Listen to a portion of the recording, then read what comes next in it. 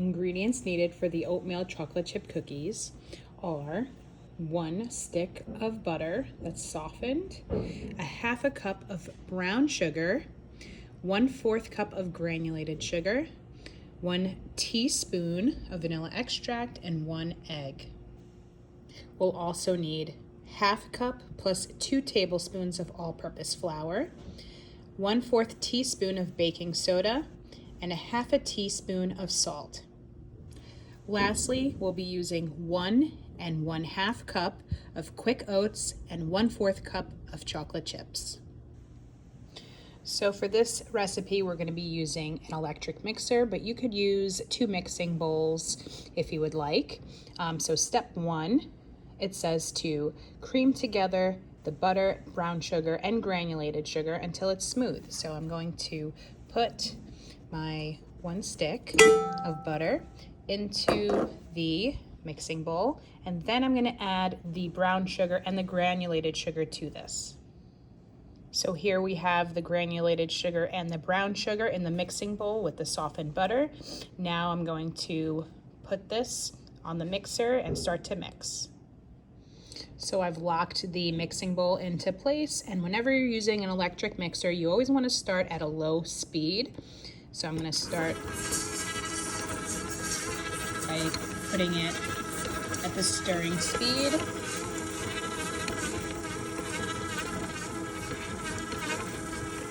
I'm going to allow the butter and the sugars to be well combined before adding the rest of the ingredients to this. And I'll show you what it looks like once I'm done. To this creamed butter mixture, now you're going to add your egg and the vanilla extract. And you'll continue. And now we're going to continue to stir.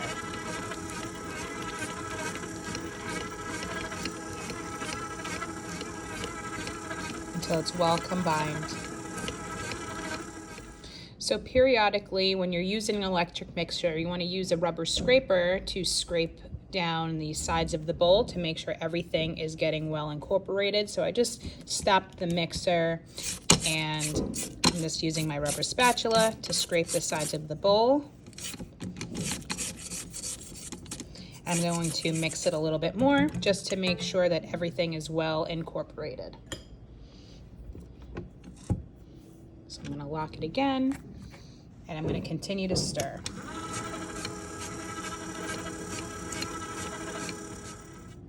So here are all of the wet ingredients. So at this point, we're going to move on to the dry ingredient bowl. So in our separate mixing bowl, we're going to mix together our flour, the baking soda, and the salt. Once your dry ingredients are combined, you're going to add the flour mixture to the creamed butter mixture in the other bowl.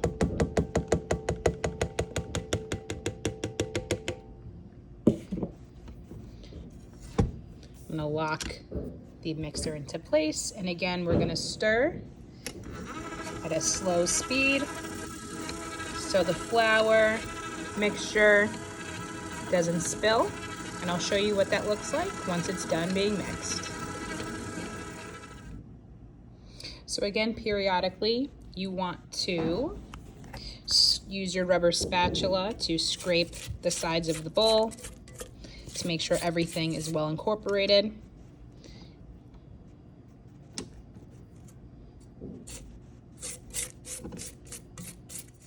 The last ingredients that we're going to be adding are our quick oats and our chocolate chips. So here are the quick oats and chocolate chips added to the dough. I'm going to lock the mixer again, and we're going to give it a stir at a slow speed, and we'll see our cookie dough come together.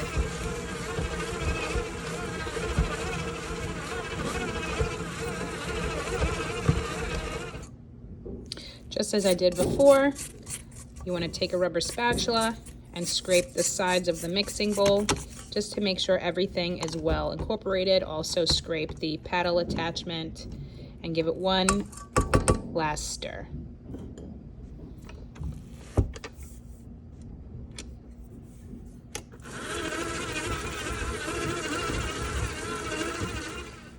Okay, at this point, the cookie dough is finished. So at this point, we're going to scrape all the cookie dough batter onto some wax paper to store it for class the next day or to chill it for up to 2 hours.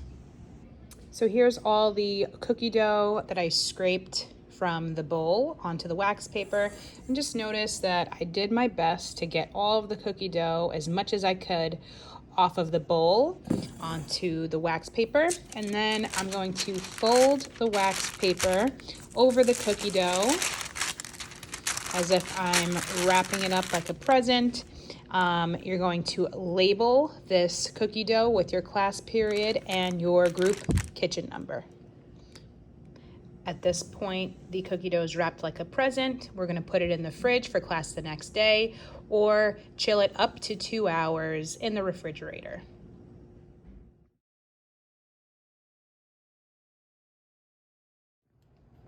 Okay, so here is the oatmeal chocolate chip cookie dough that's been chilled.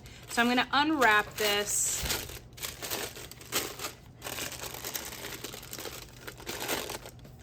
And at this point, you're going to line 2 cookie sheets with parchment paper so we can start to use our cookie scoop to scoop spoonfuls of cookie dough onto both baking sheets. So I'm gonna take my cookie scoop to portion out the cookies. I'm going to gently roll them, and then I'm gonna place them onto the cookie sheets about 2 inches apart. I'm just gonna roll them slightly.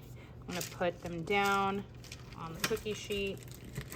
Take another scoop, roll them slightly, drop them down.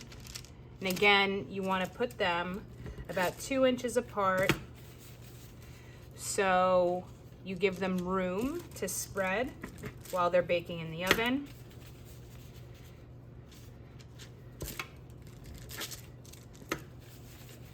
And once I have all of the cookie dough scooped onto both pans, I'm gonna gently press down on the cookie dough just to make sure that they don't roll off of the tray when I'm putting them into the oven.